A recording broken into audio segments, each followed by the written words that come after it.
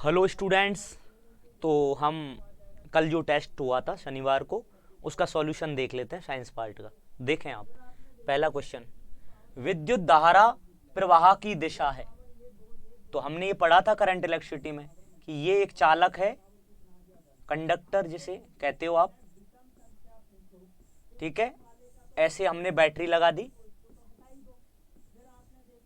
ये positive terminal, ये negative, current flow करता है पॉजिटिव से नेगेटिव, पता होगा आपको, ठीक है। हमेशा करंट फ्लो होता है धनात्मक टर्मिनल से ऋणात्मक टर्मिनल की ओर। सिंपल, हम पढ़ चुके हैं करंट इलेक्ट्रिसिटी में, आप देख लेना, समझ में नहीं आए तो बहुत आसान है, याद होना चाहिए हमको, ठीक है। अगला क्वेश्चन देखें बच्चों, ये जो रेड हो रखे हैं ये सारे आंसर हैं, ध्यान रखना है। अगला क्वेश्चन, विद्युत धारा की एसआई इकाई एम्पियर है, ठीक है, बिल्कुल सही बात है। तो एक एम्पियर को किस प्रकार परिभाषित किया जाता है? तो बताओ, करंट क्या होता है? आई। तो ये क्या होता है पता है ना? चार्ज पर यूनिट टाइम, ठीक है बच्चों।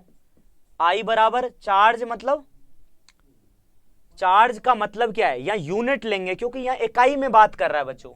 एम्पियर एक इकाई है, तो इकाई की परिभाषा पूछ रहा है, तो फॉर्मूले में जहां जहां कोई चीज आ रही है वहां इकाई पुट कर दो, यूनिट पुट कर दो। तो देखो बच्चों, चार्ज की इकाई क्या होती है बताओ? कूलम्ब होती है, ठीक है। टाइम की इकाई क्या होती है? सेकंड। एसआई यूनिट ले रहे हैं हम, एसआई इकाई चार्ज की होती है कूलम्ब, और टाइम की एसआई इकाई होती है सेकंड बच्चों। और करंट की एसआई इकाई क्या होती है पता है ना? एम्पियर, एम्पियर, ठीक है। अब कूलम्ब को मैं शॉर्ट में सी लिख देता हूं, इसको टाइम लिख देता हूं, सेकंड। तो अब क्वेश्चन क्या पूछा है? एक एम्पियर को किस प्रकार परिभाषित करोगे? एक एम्पियर, तो जहां जहां इकाई दे रखी है वहां एक एक लगा दो आप, एक एक एक, हो गया आंसर। अब ढूंढ लो इसमें कहां फिट बैठ रहा है कि एक एम्पियर बराबर एक कूलम्ब बटे एक सेकंड। तो एक ऑप्शन ये रहा, देखो, प्रति सेकंड मतलब एक सेकंड, प्रति सेकंड मतलब एक सेकंड में बहने वाला एक कूलम्ब आवेश, एक कूलम्ब आवेश क्या बनाता है मिलके? एक एम्पियर। बिल्कुल कॉन्सेप्चुअल है, ठीक है ना। अगला क्वेश्चन देखें आप, और ज्यादा डिटेल्स देखनी है बच्चों तो मैंने क्लास में पढ़ाया हुआ है, आप चेक कर लेना, प्ले लिस्ट में मिल जाएगा। अगला क्वेश्चन है, विद्युत धारा के उत्पादन के लिए उपयोग किए जाने वाले उपकरण को क्या कहा जाता है? Simple, generator. जनरेटर क्या करता है बच्चों? क्या करता है? यांत्रिक ऊर्जा को, यांत्रिक ऊर्जा को क्या करता है? विद्युत ऊर्जा में बदलता है, विद्युत ऊर्जा में परिवर्तन करता है, पता है ना, ठीक है साहब। अब ये दो क्या है फिर? गैल्वेनोमीटर, आममीटर। ये बच्चों मेजरमेंट ऑफ करंट करते हैं, मेजरमेंट ऑफ करंट मतलब विद्युत धारा का मापन करते हैं दोनों, गैल्वेनोमीटर और आममीटर। और मोटर क्या करती है फिर? मोटर करती है विद्युत ऊर्जा को बदलती है बच्चों, किसमें? यांत्रिक ऊर्जा में। कि मोटर कोई काम करती है, जैसे जनरेटर यांत्रिक ऊर्जा को विद्युत में बदल रहा था, मतलब कोई काम कर रहा था तब विद्युत बन रही थी। यहां पर विद्युत दे रहे हैं मोटर को और कोई काम कर रही है, देखा होगा आपने मोटर को। यदि घर में इलेक्ट्रिसिटी नहीं आ रही है तो मोटर काम नहीं करती है। पानी खींचने के लिए मोटर लेते हैं ना, तो बिजली होनी चाहिए, विद्युत धारा होनी चाहिए, ठीक है। और बदले में वो कोई काम करती है, और कोई काम करते हैं फिजिकली, उसको बोलते हैं यांत्रिक, यांत्रिक वर्क। और ऊर्जा को बोलते हैं यांत्रिक ऊर्जा, ठीक है। आंसर है जनरेटर। अगला क्वेश्चन, विद्युत धारा को डैश डैश का प्रवाह माना जाता है, पता होना चाहिए। इलेक्ट्रॉन के प्रवाह के कारण ही विद्युत प्रवाहित होती है, इलेक्ट्रॉन फ्लो करते हैं बच्चों, ठीक है ना। कंडक्टर के अंदर जब इलेक्ट्रॉन का प्रवाह होता है तो विद्युत धारा उत्पन्न होती है, याद होना चाहिए। पर ऑप्शन में कहीं भी इलेक्ट्रॉन नहीं दे रखा, कंफ्यूज नहीं होना है, क्योंकि नेगेटिव जो चार्ज है ना, ऋणात्मक आवेश, उसी को इलेक्ट्रॉन कहते हैं।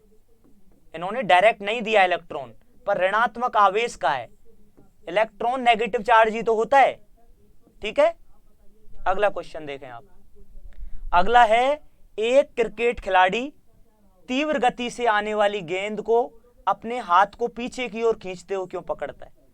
कि जब क्रिकेट खिलाड़ी कैच लेता है तो हाथों को यूं करता है नीचे। तो मैंने बताया था संवेग जब पढ़ाया था आपको, नहीं समझ में आए तो आप वीडियो देख लेना प्लीज है। तो बल बराबर होता है बच्चों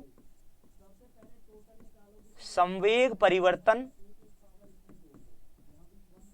बटे समय, ठीक है बच्चों।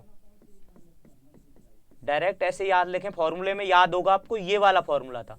तो मैंने बताया था ये रिलेशन याद रखना है आपको कि बल और समय में उल्टा रिश्ता होता है। समय ज्यादा बल कम लगेगा, समय कम बल ज्यादा लगेगा। तो कैच लेने में समय को बढ़ाया कैच लेने में। एक तो कैच हम यूं लेते हैं, मतलब क्या है इसका कि कि जब ऐसे कैच लेंगे हम खड़े खड़े हाथों को यूं रख के, तो मतलब क्या समय कम ले रहे हैं कैच लेने में। यदि हम समय कम लेंगे तो बल ज्यादा लगाना पड़ेगा, पहली बात। दूसरी बात, क्वेश्चन में जो कह रहा है कि समय हाथों को जो खींच रहा है ना, उसमें क्या कर रहा है, नीचे खींच रहा है, तो समय को बढ़ा रहा है। समय को यदि बढ़ाएगा तो उल्टा रिश्ता है बल के साथ, बल कम लगेगा, बल कम लगाना पड़ेगा। ये फॉर्मूला बहुत इंपॉर्टेंट है, बहुत सारे क्वेश्चन हल होंगे इससे, ठीक है ना। कैच इसीलिए वो नीचे करके ले रहा है ताकि समय बढ़ाए, समय बढ़ाते ही बल कम लगेगा। आंसर इज बल कम लगाना पड़ेगा, ठीक है। नहीं समझ में आए तो वीडियो में मिल जाएगा आपको। अगला क्वेश्चन देखो बच्चों, जब एक लटकते हुए कालीन को छड़ी से पीटा जाता है तो धूल के कण निकलने लगते हैं। बहुत मजेदार एग्जाम्पल है। तो न्यूटन का पहला नियम क्या कह रहा था, कोई वस्तु यदि विराम अवस्था में है या गति अवस्था में है तो वो विराम में रहेगी या गति में ही रहेगी। कब तक? जब तक कोई बाहरी बल आरोपित नहीं किया जाए। मतलब वस्तु अपनी अवस्था नहीं बदलना चाहती। और ये हो क्यों रहा है पता है ना, जड़त्व के कारण, इनर्शिया। कि प्रत्येक वस्तु में, चाहे वो सजीव हो चाहे निर्जीव हो, उसमें एक ऐसा गुण होता है बच्चों जिसके कारण विराम में जो वस्तु है वो विराम में रहना चाहती है और जो गति में वस्तु है वो गति में रहना चाहती है। ड्यू टू दिस इनर्शिया, उसके अंदर एक गुण है कि भाई मेरी अवस्था मत बदलो, मैं नहीं बदलना चाहता अवस्था मेरी, विराम में तो विराम में ही पड़े रहने दो और मैं गति में हो तो गति में रहने दो। ये जड़त्व का गुण है। अब यहां क्या हुआ कालीन वाले एग्जाम्पल में कि कालीन ले ली, उसको पिटाई कर रहे हैं, किससे? छड़ी से, लकड़ी की छड़ी से पीट रहे हैं कालीन को, ठीक है बच्चों। उसमें धूल के कण हैं। तो जैसे ही कालीन को पीटना शुरू किया तो क्या होगा, कालीन में जो कालीन थी वो तो फ्लो में आ गई लकड़ी के साथ। जब पीट रहे हैं हम, पिटाई कर रहे हैं छड़ के साथ, फ्लो में हो गई। लेकिन जो धूल के कण विराम अवस्था में थे, जो विराम में ही रहना चाहते थे, इनर्शिया के कारण, जड़त्व के कारण धूल के कण विराम में ही रहना चाहते थे, इसीलिए वो नीचे गिर जाते हैं। कालीन तो गति करना शुरू कर देती है, ठीक है, पर धूल के कण गति नहीं करते, वो विराम में ही रहना चाहते हैं, इसलिए वो गति नहीं कर पाते कालीन के साथ। विराम में ही रहने के कारण, जड़त्व के कारण, कौन सा जड़त्व? विराम का जड़त्व, उसके कारण वो नीचे गिरना पड़ता है उनको। इसीलिए धूल के कण पिटाई करने पर छड़ी से कालीन की नीचे गिर जाते हैं। न्यूटन्स फर्स्ट लॉ ज्यादा डिटेल में है तो मैंने पढ़ाया हुआ है ना, और बहुत सिंपल है बच्चों। अगला क्वेश्चन देखो आप, सारे प्रैक्टिकल क्वेश्चन है जो डेली लाइफ में हम देखते हैं इनको। एक चलती हुई बस से उतरते समय एक व्यक्ति किस कारण से आगे गिरता है? न्यूटन का पहला नियम। कैसे? कि भाई व्यक्ति बस में था, बस गति में थी, और जैसे ही वो उतरना शुरू हुआ, यहां बोला है चलती हुई बस से, रुकी हुई बस नहीं बच्चों, बहुत ध्यान देना है। चलती हुई बस से कई बार प्रयास करते हैं उतरने का तो हम भी आगे गिरते हैं। एक व्यक्ति आगे की ओर गिरता है, क्यों गिरता है? क्योंकि बस चल रही थी तो जो बॉडी थी व्यक्ति की, जो व्यक्ति खड़ा था गाड़ी में, तो वो फ्लो में ही तो था, चाहे वो बस के कारण फ्लो में था, बस के कारण गति में था, पर था गति में, तो वो गति में रहना चाहती है उसकी बॉडी।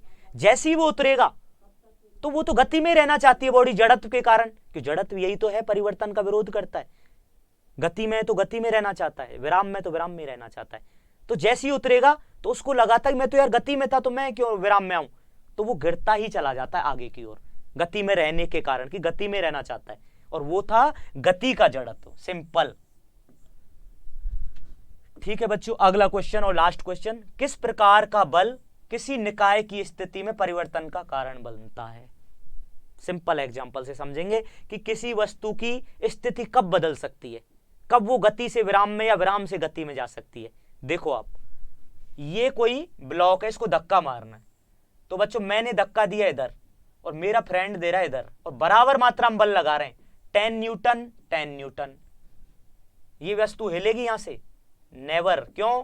बल विपरीत दिशा में है, वैसे तो बराबर है मात्रा तो, पर विपरीत दिशा, एक इधर से एक इधर से, तो दोनों बल मतलब जीरो, काम हो गया जीरो, कोई बल लग ही नहीं रहा, 0 न्यूटन बल लग रहा है, तो वस्तु नहीं हिलेगी।